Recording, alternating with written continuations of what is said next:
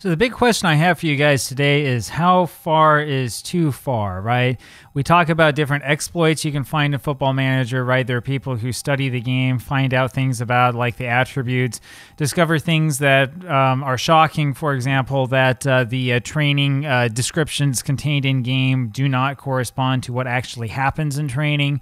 They discover things that like certain attributes that you wouldn't expect end up being more important than other attributes. So for example, a guy with poor shooting but who's very fast will perform better than a guy with better shooting who's slower.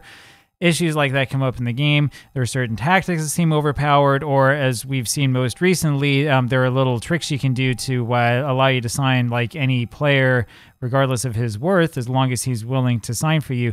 So the question that I have is like, how far is too far? At what point in time do we look at this and we say, this is just completely unrealistic, you shouldn't do this at all, versus, well, it's in the game, it's a part of the game, and technically speaking, we could theoretically see it happening, so maybe we can let you do it and let you do this crazy thing and kind of, you know, wink, wink, nudge, nudge, and say, well, whatever, you give it a try.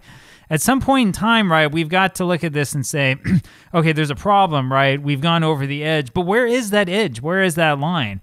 I mean, what do you guys think? I know that it's a single-player game, right? And since it's a single-player game, like, you know, we shouldn't expect that everybody's going to play it the same way. There's no real gatekeeping. There's no rule saying you must play Football Manager this way. You cannot play it that way.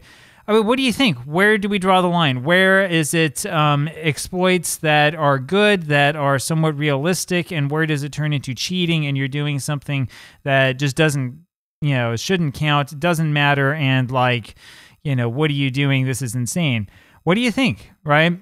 If there's a bug in the game that allows you, say, to sign any player without paying any money for him, should you be able to take advantage of that? Is that just the wrong thing to do, right? I mean, what do you think?